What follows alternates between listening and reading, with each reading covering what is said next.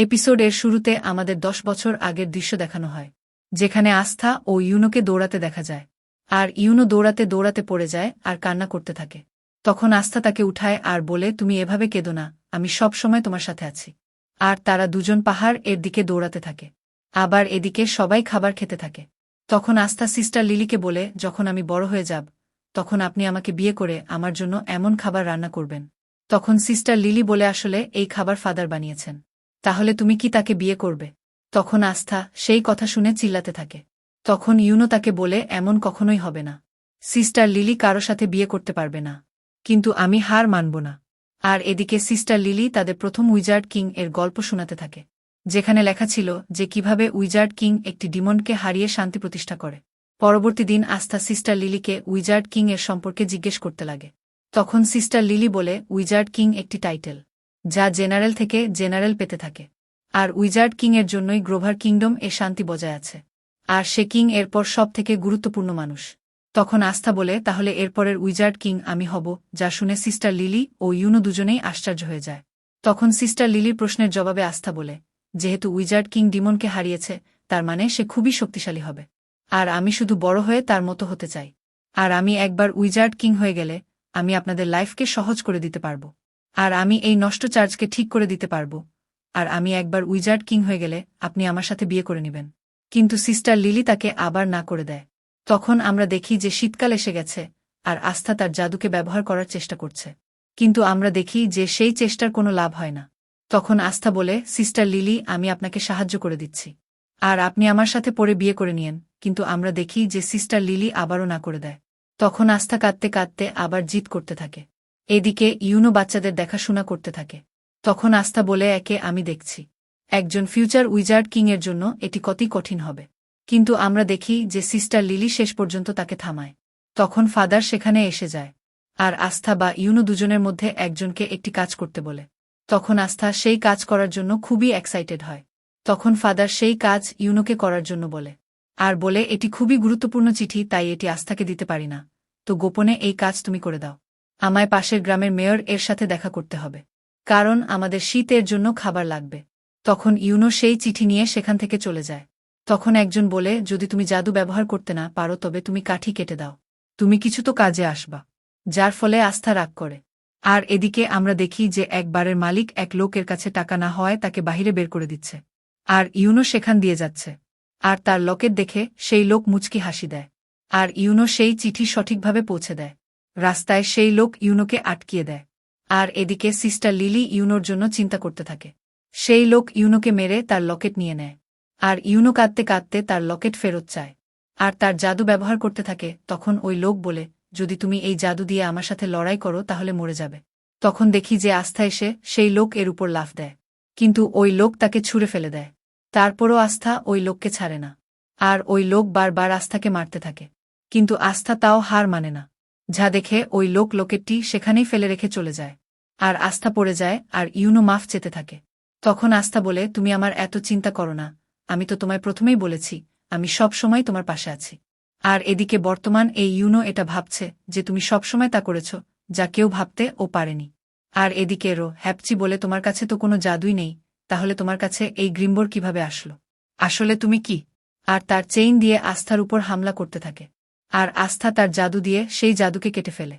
আর তার সব শক্তি দিয়ে তার উপর হামলা করতে থাকে।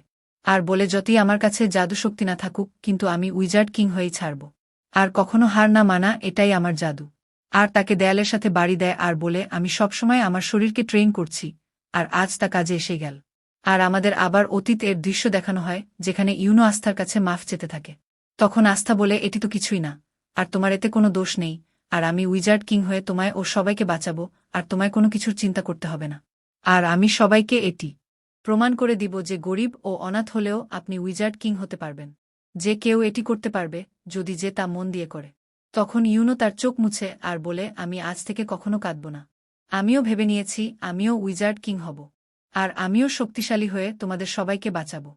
যাতে আমিও তোমাদের সবার জীবনকে ভালো করতে পারি। আর আমি কখনো হার মানব না। আর এদিকে বর্তমান এই আস্থা ইউনোকে তার গ্রিম্বোর্ড দেখাচ্ছে। তখন ইউনো বলে, আজ তুমি আমায় আবার বাঁচালে। আর আস্থা, আমাদের প্রমিস তোমার মনে আছে। আর আমাদের সেই প্রমিস দেখানো হয়। যেখানে তারা দুজন একজন আরেকজনের রাইভেল। তখন আস্থা বলে, আমি তো ভেবেছিলাম তুমি ভুলেই গিয়েছ। তখন ইউনো বলে, ওইটা তুমি ছিল আস্থা, যে আমায় আশা দিয়েছিলে যে আমাদের মতো মানুষও এই দুনিয়ায় বড় কিছু করতে পারে। তারপর দুজন একসাথে বলে যে আমরা উইজার্ড কিং হওয়ার জন্য সবকিছুই করব।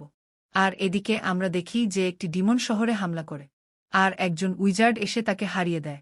আর আমাদের বলা হয় যে যখন একটি ডিমনের জন্য মানুষ শেষ হওয়ার পথে, তখন একজন উইজার্ড এসে সবাইকে বাঁচায়। আর তাকে সবাই উইজার্ড কিং করে দেয়া হয়। আর সে একজন লেজেন্ড হয়ে যায়। আর আমাদের বর্তমান উইজার্ড কিং দেখানো হয়, যে পুরো গ্রোভার কিংডম এ শান্তি বজায় রাখে। আর আমাদের বলা হয় যে ম্যাজিক নাইট এ উইজার্ড এর 9টি দল আছে। আর সবাই উইজার্ড কিং এর আন্ডারে আছে। আর এরা সবাই নিজেদের দেশকে সুরক্ষিত রাখে। আর এদিকে আমরা দেখি যে আস্থা তার তলোয়ারের সাথে প্র্যাকটিস করতে থাকে। আর একটি পাখি তাকে দেখছে। আর আস্থা তার গ্রিমবোর্ড ধরে বলে, আমার কাছে যতই জাদু না থাকুক তাও আমি হার মানব না। আর আবার তলোয়ার দিয়ে প্র্যাকটিস করতে থাকে। আর বলে ইউনো তার ট্রেনিং করছে, আর আমিও করে যাব। আর আমাদের বলা হয় যে আস্থা ম্যাজিক নাইট এক্সামের জন্য তৈরি হচ্ছে, যা আজ থেকে 6 মাস পর গ্রোভার কিংডমের রাজধানীতে হবে। আর এদিকে ইউনো প্র্যাকটিস করছে। আর বলে, আমায় আরও প্র্যাকটিস করা দরকার, কারণ আস্থাও তৈরি হচ্ছে। আর এদিকে গ্রিমবোর্ড টাওয়ারে ফাদার বলছে, ইউনোটা মানছি, কিন্তু আস্থাকেও এই পরীক্ষা দেওয়ানো কি ঠিক হবে? তখন টাওয়ারের মালিক বলে, যদি সে করতে চায় তবে এতে কোনো সমস্যা নেই। আর আমাদের সাথে এখানে আরও বাচ্চা ছিল, কিন্তু তারা সবাই ভয় পেয়ে গিয়েছে। তখন ফাদার আবার সেই কথাই বলে। তখন টাওয়ারের মালিক বলে, এখন আমি বুঝেছি, যদি আস্থাও চলে যায় তখন তোমার একা একা লাগবে। তখন ফাদার বলে, এমন কোনো কথা নেই। আস্থা এমনিতে ফেইল করবে, তাই এতে অংশগ্রহণ করে কি লাভ? আর বাকি বাচ্চারাও তো তাকে মিস করবে। আর তোমরা দুজন আমায় এভাবে দেখা বন্ধ করো। তখন সিস্টার লিলি বলে, আমিও তাদের দুজনকেই মিস করব, কিন্তু তাদের রাস্তায় যেতেও দিতে হবে। তখন টাওয়ারের মালিক বলে, তুমি এভাবে ভাবো, যদি ইউনো জিতেও যায় আস্থা হেরে ফিরেই তো আসবে। তখন ফাদার খুশিতে বলে, আপনি ঠিকই বলছেন, যদি ইউনো চলেও যায় আস্থা হেরে ফিরেই আসবে।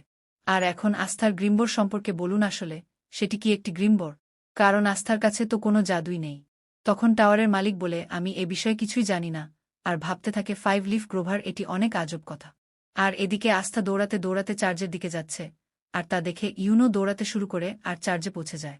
আর আস্থা বলে, আমাদের মাঝে প্রথম কে হয়েছে? তখন ম্যাশ বলে, ইউনো তোমার থেকে একটু জোরে ছিলে।